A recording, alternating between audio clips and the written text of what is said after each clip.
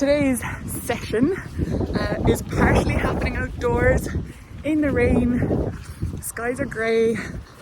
It's not raining very heavily, but I'm still wearing my wellies and a jacket, a long raincoat. So I'm going to start today's session with a very short warm-up. Now, part of what I'm doing is to try and get outdoors for a period of time every day, whatever the weather. So this morning, despite the rain, I had intended on getting up a little bit earlier, or getting out a little bit earlier. I don't think I could have gotten up much earlier than I did today. I had intended on getting out a little bit earlier while the kids were getting ready, but the rain was quite heavy then, and I just was in that kind of sleepy morning phase, and I didn't want to. I have to be in Cork today. I'm spending a day in college, but I got notice that my first lecture of the day was cancelled. So I made an arrangement with myself. In fact, I made a commitment to myself that I was just going to do it. I tend to occasionally procrastinate. Now, I've changed from saying I am a procrastinator, because actually that's not who I am. I look at a list of things, I make decisions about prioritization that aren't always in my favour. Surprise, surprise, perfection does not reside here. So I just said, okay, Fiona, come on. You tell people just do 15 minutes, or you tell people just do 5 minutes. Get out and do it. So the commitment I made to myself was that I was going to walk 2 laps of the field. I remember at the beginning of COVID, when I caught COVID, it used to take me like 9 minutes to walk 1 lap of the field. I was walking so slowly. I was so out of breath, and I felt so shocking. I'm not timing myself on it today, but I know that having to watch the ground, walk on uneven surfaces, it's good for my body. It's good for my proprioception. It's good for core strength. It's good for balance. It's good for coordination. So that is what I'm doing for my warm-up. And because of the rain, I'm going to go indoors and I'm going to do some strength work. So I will record today's strength session after my 7 or 8 minute warm-up walk. And what I'm going to suggest to you is that I will show you what I'm doing for 1 round of very simple circuits. I'm in my gear to go to college, so this isn't going to be a full-on work hard sweaty session. That's not to say that you can't make it so let me explain. While we're doing this warm-up, have a listen to what I'm going to tell you, and you can apply whichever tactics you want to the circuit I'm going to post in a second. So what I'm going to do is I'm going to alternate 2 upper body exercises with 2 lower body exercises. And those lower body exercises are going to be based on strengthening my glutes, because at the moment my hips, I don't know if it's menopause related, or if it's renal disease related, or if it's related to loss of muscle. All I know is that my hips are aching so much at the moment. So what I'm going to do is some hip mobility, I'm going to do some glute strength, and I'm going to do some balance and kind of coordination. So I'm going to do a single leg exercise, but I'm not going to do it weighted. I'm going to do a box squat. So you can do that with your kitchen chair, and it's difficult insofar as I'm going to do it with 1 leg, right? Well, I'm going to do it with 1 leg working and 1 leg straight out. I'm going to see how that feels. If the intensity of that is too high, I'm going to do 2 legs. So that's going to reduce the intensity and make that exercise a little bit easier. I'm going to alternate those 2 lower body exercises with 2 upper body exercises, because I want to build strength in my upper body. And I'm sure I've said it on my social media, I'm sure I've mentioned it in my newsletter, that my upper body strength at the moment is profoundly reduced because I have lost a lot of muscle. So we're going to use really light weights and see how it feels. And we'll go from there. So I'm going to do 4 exercises. I'm going to repeat them once. I'm going to tell you how to increase the intensity if you want to increase the intensity, or I'm going to explain how you can reduce the intensity and make things a little bit easier. It should be easy enough to watch the series of exercises once, and then you can repeat that series or that sequence twice or 3 times. I'm going to see what I have time for this morning. I'm going to see how the body feels, because once I park up for college today, I've got to get on the bike and cycle. And I do have to be careful with energy utilization. So this is our warm-up done. 6 minutes while I've been waffling along. Hopefully you've been warming up as you've been listening to me. To increase the intensity of the session we're about to do, you can add in a heavier weight. You can do, and so only pick one of these, right? Add a heavier weight, do more reps, so do the exercise more times than I have illustrated. Trying to open my gate. There we are. So you can do a higher weight, you can do more reps than I have done. Now you can do things faster, but look, I don't always suggest that, especially when you're starting off, because ideally your focus should be on getting the movement right and feeling the movement in the working muscles. So during this exercise, or during these exercises, I'm going to explain which muscles should be working. And now that you've done your warm-up, hopefully you'll be in a good position to feel good in doing this little circuit. Hello, we're in the gym. The next 7 minutes are going to be me demonstrating the exercises to you. We're going to start with the lower half of the body, and I'm going to show you the various ways you can do these specific exercises. So this is an exercise designed to work your bum muscles. So I want you to flatten your back into the ground, and you're going to tilt your tailbone up towards the sky. Now, I want you to press the heels into the floor and use your bum muscles to lift your back off the ground. Now, try to think of this exercise as pressing the hips towards the sky. I don't want your back feeling tired here. If your back is feeling tired, that's probably because you're arching it and relaxing it and arching it and relaxing it. Keep your back as flat as possible. Tailbone towards the sky, press through the heels and press the hips or the pelvis towards the ceiling. Try not to press into the arms. And try to keep your knees level. Now, if you want to make that a little bit more difficult, you can put the knees together. So I'm just going to show you a couple of reps of that one. So the smaller your contact with the ground, or the space of contact with the ground, the more difficult this exercise is. Now, when I do my active set, I actually just use one leg. I'll show you how to do that in a moment.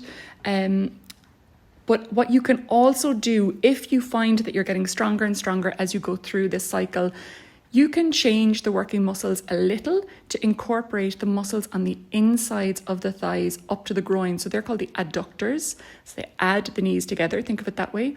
You can put a weight between the knees. So you have to squeeze those knees together.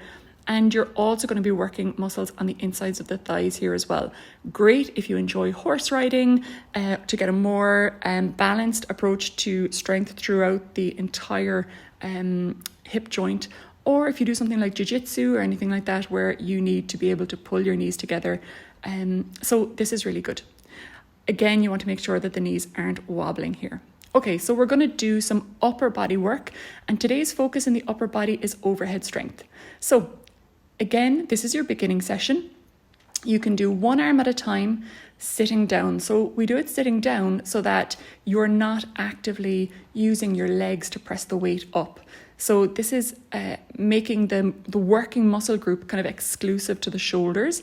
So we have the palms facing in towards our ears here, okay? So this is called a semi-supinated grip, and it's the easiest grip shape for the shoulder. So palms, if you were doing 2 arms, would be facing each other. And again, I'm going to show you, if you find this uncomfortable, if you don't have the flexibility in your legs to sit on the ground, you can do this up on a kitchen chair or on the couch, whatever you like. Now, if you want to increase the intensity of this exercise, so if you want to make things a little bit harder, Doing 2 arms at once will allow a shorter rest period in between exercises. So I'm going to do 2 arms at once for this circuit when I show you the full circuit in a second.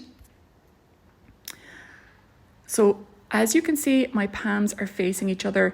Again, I tend to get, I don't know if it's a menopause thing or what, but I tend to get sore shoulders quite easily. So I bring my weights up really, really slowly. I don't kill myself in my upper body, but I do try and keep it strong.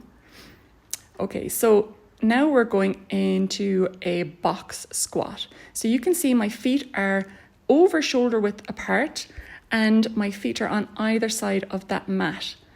To make this exercise a little bit different, you can bring your feet a little bit closer together. I'm controlling the sit down, and rather than using my arms to swing me upwards, I'm using my legs to get myself up. Now, if that's far too easy, of course, there are ways that we can make it more difficult. You can add more reps, so you can do the exercise more than 10 times, or you can use one leg and use the opposite leg just to balance you like I've done here. So I'm putting all my pressure here, as you can see, into my left leg. That's doing all the work. And that leg that's stretched out is just giving me a bit of balance. So again, I'm controlling the sit down. I'm not letting myself fall down. Let me show you on the opposite leg. And I want to control that knee. So the bent leg, the one that's doing the work here now, the one that's closest to me, I'm controlling the movement of my knee and I'm not letting it wobble around the place. This is why glute strength, or those bum muscles, are really important. Now again, you want to make it more difficult, you can use the one leg and you can hold a weight to the front of your chest. I'm just going to show you 3 reps of this.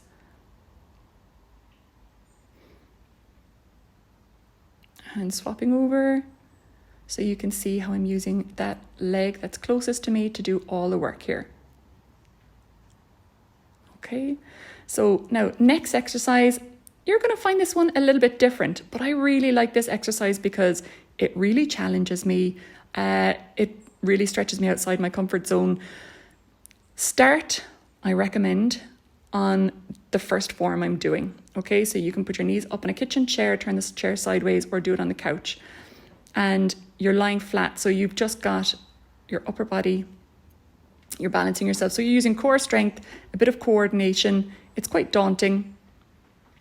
So you don't have to bend the elbows. You might find if you bend the elbows, it's more difficult because you're using more bicep. So now here we're coming more towards an upper body position or a pike position. Okay, so I'm on the knees. You can see that I'm just towards the ground. Now, you saw me pause there. That might be the only place you can do this for the moment, and you might just find doing a 5-second pause and then coming down from that position is all you can do here. But being in this pike position on the knees, you're just walking the hands from side to side, okay? And you can do 3 steps to either side 3 times. Now, this is the hardest one. So again, here you can see your feet are at the same level as your shoulders. You could make this much harder by doing it off the kitchen table so that your feet were elevated, meaning you just have more weight going into your upper body. So I'm going to show you the entire sequence as I would do it. It's completely up to you how many times you do this. It's just 4 exercises. It took me about 3 minutes. So have a look and see. So you'll just get a 9-minute workout from this once you've done your warm-up. So I'm coming into that shoulder bridge position and I'm using one leg at a time. So again, lower back flattened into the ground. I'm not arching through the back here. I'm pressing into the heel and I'm thinking about pressing the ground away with my foot. Swapping legs. 10, 9, 8. Now, if you are getting cramping in your hamstrings or anything, just move your foot. Bring it out a little bit, or bring it a little bit closer to your bum, or bring it a little bit further away from your bum. And you'll find that positioning your foot in different places will elicit a different effect or work slightly different muscles. So I'm coming to my seated position now. I'm going to do my overhead press. I'm going to do 2 arms because time is a factor for me this morning. I'm using a relatively light weight simply because I'm starting back. So this isn't about how difficult it is for me to use the weight. It's about getting my joints back into I suppose, a comfortable setup where I'm lifting weights and my shoulder joint isn't getting sore as a result of heavy weight sessions. So it's not always about how heavy a weight you can lift. Okay, moving into my box squat.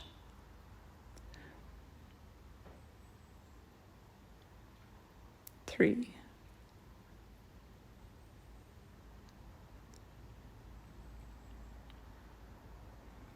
So what I would recommend is that while you were watching me doing the examples of the exercises and talking you through them, you could be at the gym on an exercise bike, or you could be still walking with me in your ears and just occasionally glancing down at the screen. Please don't fall over because you're not looking where you're going.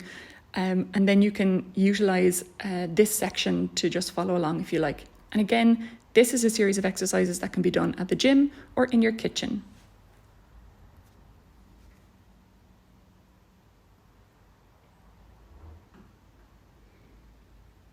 Moving on to the last exercise. So you might decide to have tried and warmed up with some of the starting exercises we did, and you might only do 1 round.